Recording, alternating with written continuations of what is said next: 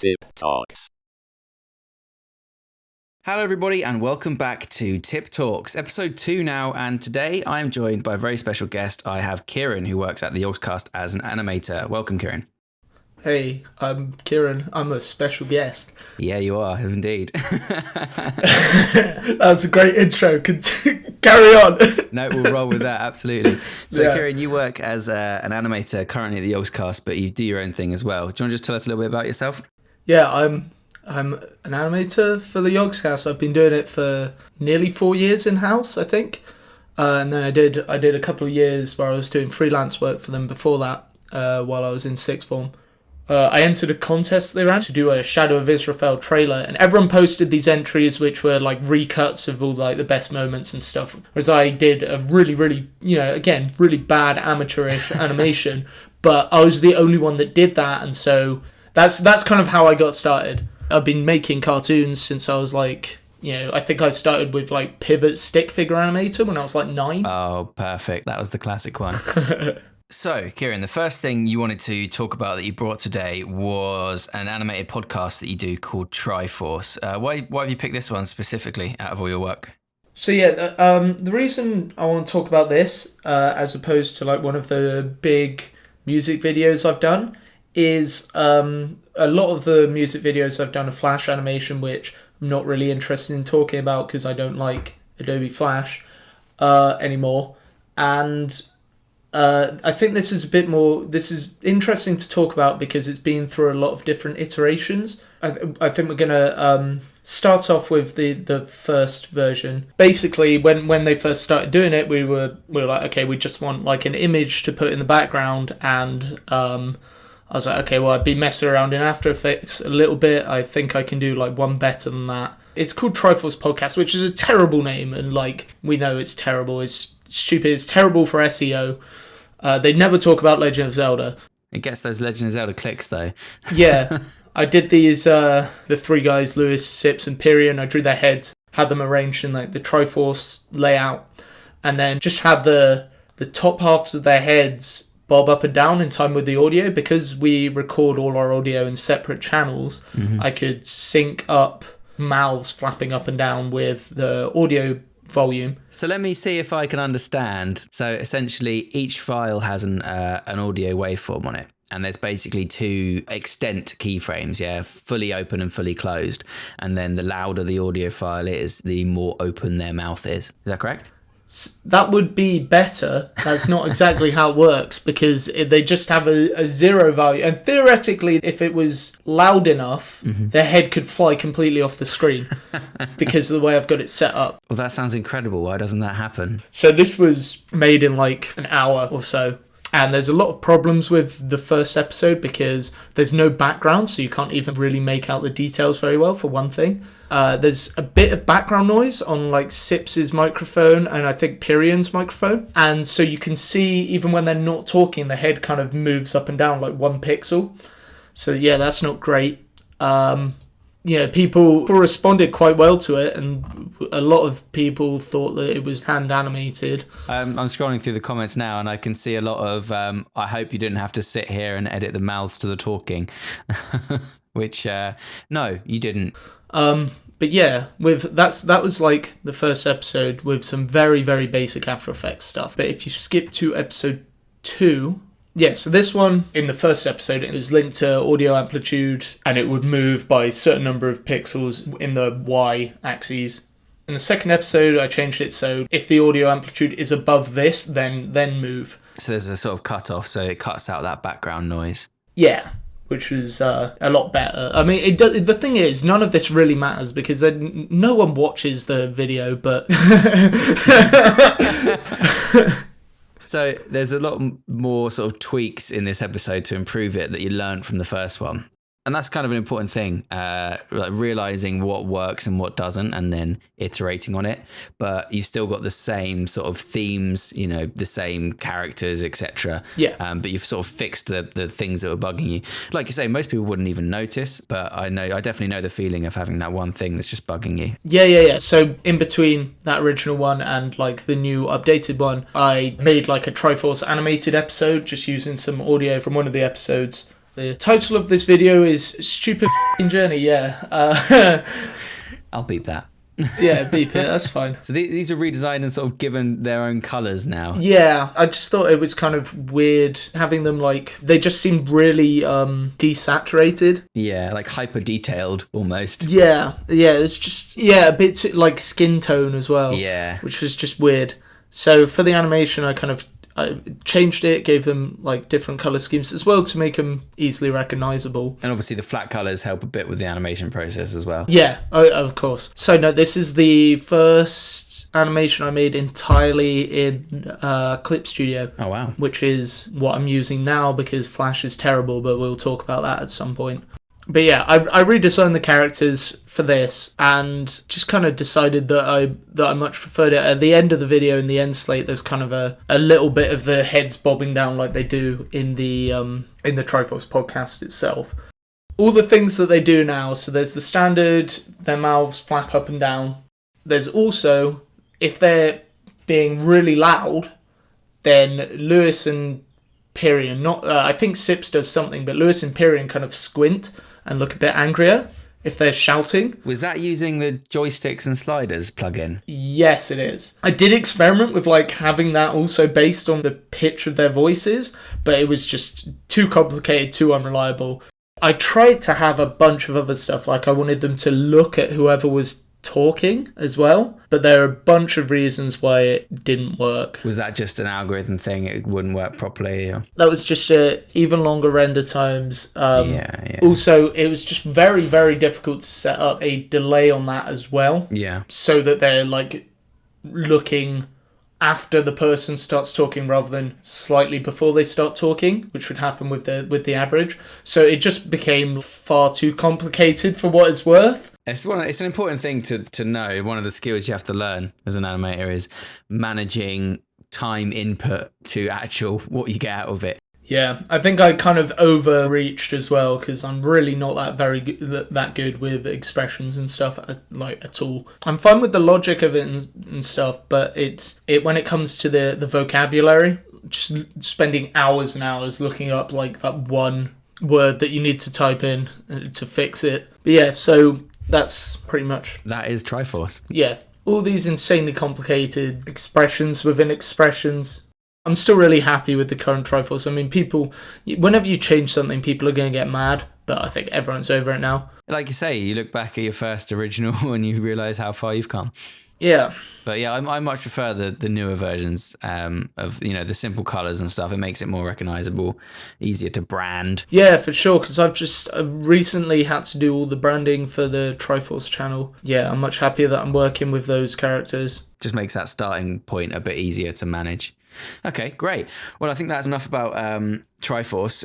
Lots of complicated algorithms that I'm sure my audience is going to love. And yeah, or they're going to be like, that's not complicated, you're an idiot, Kieran. Yeah, absolutely. That's more what I'm expected, to be honest. I'm sure you've got some people that are good at After Effects that watch your stuff. If you are good at After Effects and know how to make this easier for Kieran, please email him lots of hate to @.com. That's my actual email. Cut that. That's my actual email. Just beep that. Make sure it's got the subject, screw you, Kieran, expressions are easy. Just beep that. Just beep that. Just completely guessed. Okay, moving swiftly on then to something that doesn't include incriminating personal information. Let's talk about Brand New Friend. Oh man. This is by no means my favourite animation I've worked on. That would go to Carrot for a Cock. And that's the actual name, so don't beep that. I won't, no. You've got to be able to search for it. It's your magnum opus, and I highly recommend checking it out. It doesn't show up in suggested when you type it in on YouTube, because it's got a bad word in it. Yeah, that's my favourite one I've worked on, but I don't want to talk about Flash stuff, because... Flash is dead? I hate Adobe Flash. It is like the most unreliable program in the world. Yes, agreed. I used it professionally for like 5 years. And the amount of hours of work I've lost through Flash crashing is just absurd. And like the drawing tools in it, I know you really like the drawing tools. I liked the old ones. Flash CS3 had some brilliant stuff for like smoothing vectors, etc. I've only ever really worked in CS6. Yeah, CS6 is all right. It's just so many problems now. Let's just say back in the day, Flash was perfect, quote unquote. Well, it crashed a lot. I ended up last year doing, and this year especially, but last year I ended up doing a lot more art and merchandise and branding stuff for Yogscast, and a lot less animation. And I was doing all of my drawing for the, art, branding, merch stuff in Clip Studio, formerly Manga Studio. I'm very happy they changed the name. It's not manga. You can do anything. I ain't a fan of that Japanese stuff, I'll tell you that. Sorry, did we touch on a sore subject there? No, it's fine. I like Japanese people, just not their drawing. Why don't you talk about your brand new friend's song? Yeah, no, but we were talking about Flash, and so this anyway. Cut to the chase. This is the reason I want to talk about this is because the deadline I had to make it was so ridiculously short. I think originally it was something like 2 weeks, and it got pushed to 3 weeks, which is still insanely short. That's very impressive. That's crazy. 3 weeks. It had to be done quick because it had to be put out for Christmas, and we didn't have this song until like last minute. And you will see that there's hardly any frame by frame animation in it because that takes time. Yeah. I also used a lot of After Effects shortcuts, so yeah, it's a really, really weird one. Perfect to talk about then. A strange set of circumstances, but you still pushed out an animation in time. Yeah. This is by no means my favorite animation I've done because I rushed it out. It's the first, it's the first time I've figured out a workaround from using Flash. So take me through it then. Let's take this first shot of Simon walking down the street. Are we skipping the backgrounds with like the standard snow effect on them? The CC snow particles, is it? I did that in the last 10 minutes before I rendered the video. Nice.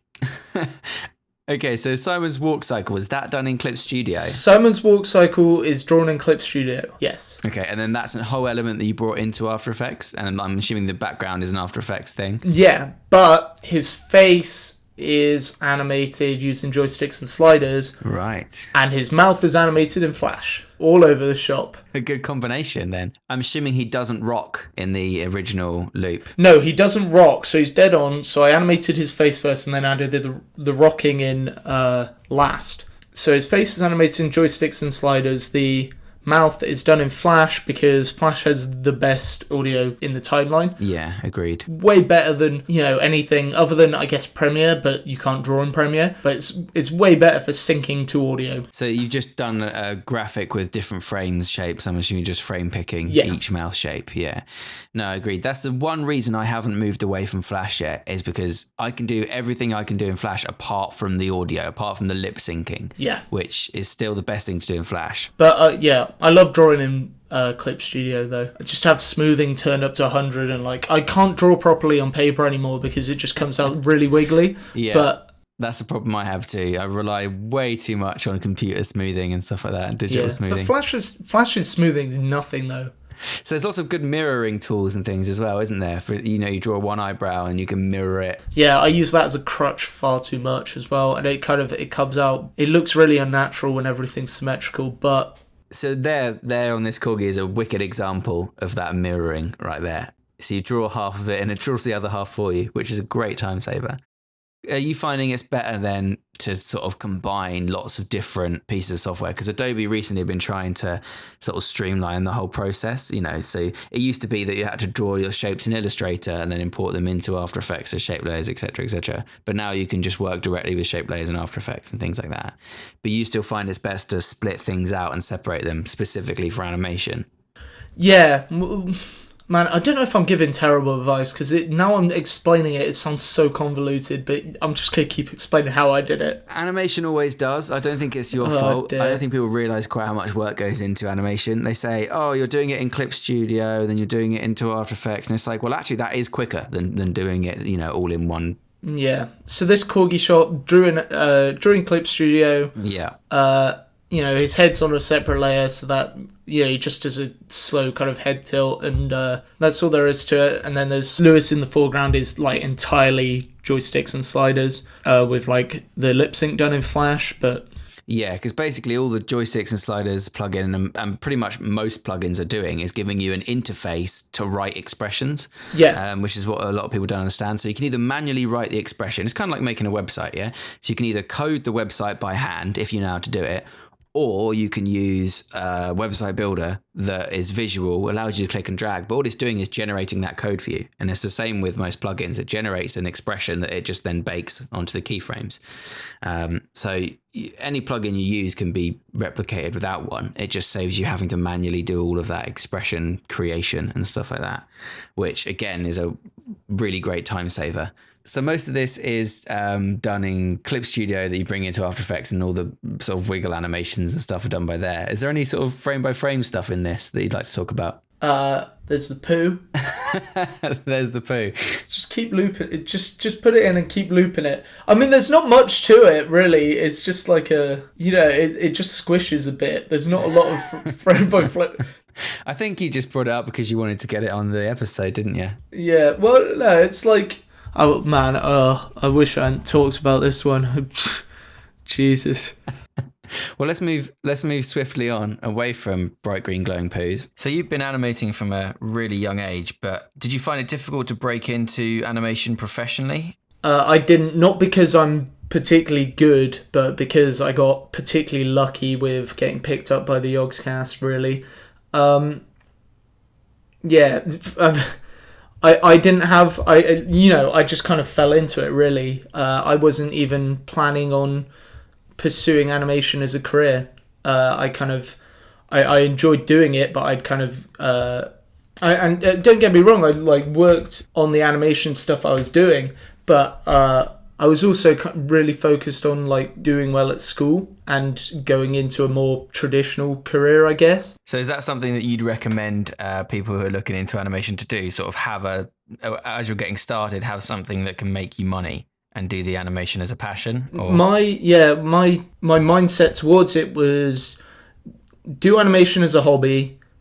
If I get anywhere with it, that's amazing, but do it as a hobby and focus. I was really focusing on maths and stuff at school, but that's not the way for everyone either. I've got friends that have been 100% focused on animation or game design or whatever, and they've and that's paid off for them, and they've ended up getting careers. But you have to be willing to really, really work at it and don't do it because you want to make loads of money as an animator or a graphic designer or a game designer or anything like that, because one, you're probably going to be sorely disappointed, and two, do it because all the people I know that are really successful with it do it because they love doing it. I think however you fall or climb or however you get into any kind of creative thing, it's always going to be a lot of hard work and a lot of constant work. Just because you've sort of fallen into something doesn't mean it was easy. So you definitely have to have that passion and drive behind it. Otherwise, you're just not going to keep up, because at times it's not very rewarding at all. But then at other times it's incredibly rewarding. I agree with you on the drive, and you have to keep working at it all the time, constantly, and really want to do it for the because you enjoy doing it. But I think everyone says that. One thing that I've found that's been really good for me is every single video I've worked on, there's been something else that I focused on, a different skill set. I can name different animations and specific things that I worked on. So a lot of my earlier videos, there's just a straight up jumping quality, but I think from How Do I Craft This Again, one of those classic Minecraft parodies, is the first video that I ever actually shaded my characters. I think that this is the first video I did from in-house as well, so I think I was really kind of focused on just upping my game a little bit. Huge focus on shading.